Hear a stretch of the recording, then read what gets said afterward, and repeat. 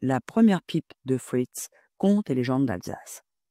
Fritz fut un des plus grands ingénieurs et des plus grands fumeurs de l'Alsace, ce qui n'est pas peu dire. Quand ce géant à la barbe de neige et d'or, aux sourcils gris, farouchement hérissés, dominant des yeux très doux, savourait la fumée d'une excellente pipe, tout en expliquant quelques judicieuses innovations industrielles, il apparaissait comme un exemplaire de la bonté humaine. Chose extraordinaire, le savant ne parlait guère de ces machines sans fumer, et il n'aurait su fumer sans parler d'elles. « Oh, nous avoua-t-il un jour, vous ne verriez rien de surprenant en cela si vous saviez dans quelles conditions extraordinaires j'ai fumé mes premières pipes. » Machinalement, il alluma sa pipe en commençant son explication. Tout enfant, j'allais avec mes frères plus jeunes que moi, passer quelques jours de vacances chez un de mes oncles qui avait un établissement de filature et de tissage près de Mulhouse. Dès notre arrivée, nous entreprîmes la visite approfondie de l'usine. Je conduisais la marche et, à l'occasion, fournissais les renseignements. Au milieu de cette prodigieuse activité, je me sentais déjà un homme. D'ailleurs, ne possédais-je pas dans la poche de mon veston une superbe pipe de merisier achetée avec toutes mes économies de collégien? Et hélas, ce n'est pas tout que la pipe. De tabac, pas une seule miette ne me restait. Confiant dans la destinée, je me disais « le ciel y pourvoira » et reprenais l'examen de la puissante installation qui nous entourait. Nous venions de parcourir les salles de garderie dans toute leur longueur, admirant les allées bordées de machines et la multitude qu'oreillent des courroies qui leur distribuent la vie. Ah, ces cardeuses avec quelle dextérité elles accomplissent un travail jadis, si pénible et si rebutant aux pauvres doigts humains. Nous allâmes ensuite voir à l'œuvre les splendides peigneuses circulaires qui, achevant le nettoyage et classant les brins d'après leur longueur, amènent le coton à l'état qu'exige la filature. Ébloui par cette féerie mécanique qu'a créée la science, je m'accoudais à une fenêtre tout pensif, quand soudain, mes doigts sentirent une grosse pincée de tabac. Quel tabac! Blond, souple, ravissant. Il était là, sur l'entablement de la fenêtre. Où fumer?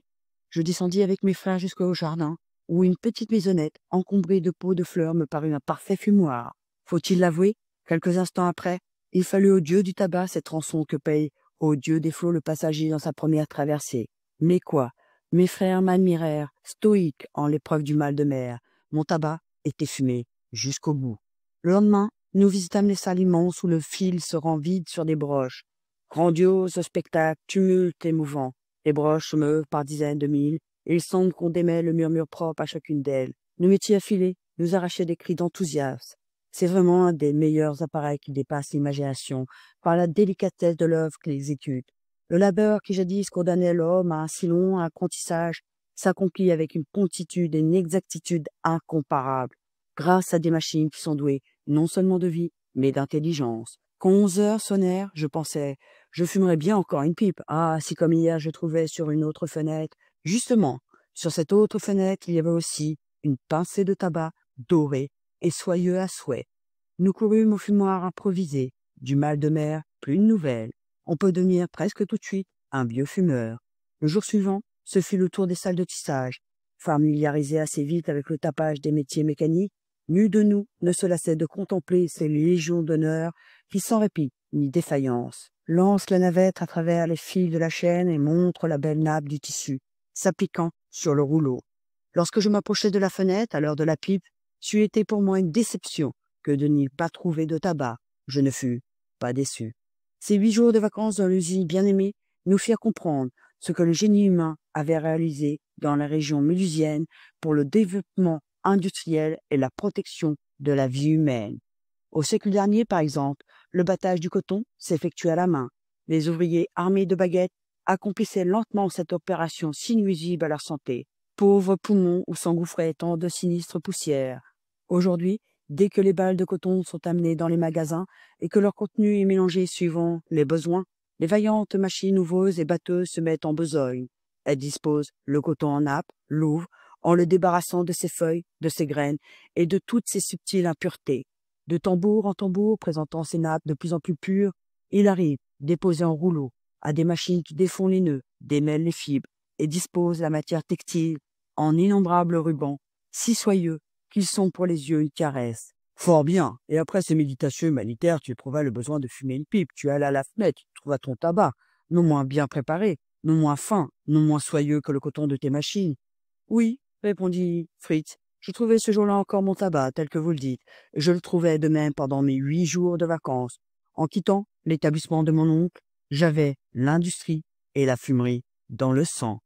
Là-dessus, Fritz vida sa pipe, la renfonça dans sa poche, endossa son par-dessus et nous tendit la main pour prendre congé. « Eh bien, lui dîmes-nous, et ton tabac ?»« Quel tabac ?»« Le tabac providentiel, celui que tu trouvais à point nommé, miraculeusement, sur le rebord des fenêtres. D'où venait-il ?»« Ma foi, je n'en sais rien. »« Te moques-tu? Si nous avons écouté patiemment tous les détails d'une industrie connue, c'est pour avoir cette explication, et tu t'en irais sans la donner? Mes bons amis, je jure que je n'ai à ce sujet qu'une hypothèse. Dis-nous ton hypothèse, ou nous te reverrons jamais, Fritz. » Un peu embarrassé, le bon géant répondit en baissant les yeux. « Oh, alors, voilà, comme il était absolument interdit de fumer dans les usines, certains ouvriers, qui ne peuvent se passer de tabac, en mâchaient les pincées, qu'ils faisaient sécher ensuite sur le rebord des fenêtres et dont profitait le fumeur débutant. Bah, qu'est-ce que le feu ne purifie pas, surtout le feu d'une pipe, le merisier, tel que la mienne, dit Fritz. En vérité, Fritz, depuis plus de 40 ans, avait toujours eu une pipe de cette sorte. Les Alsaciens sont fidèles aux petites choses comme aux grandes. Merci de m'avoir écouté et on se retrouve bientôt pour de nouvelles aventures.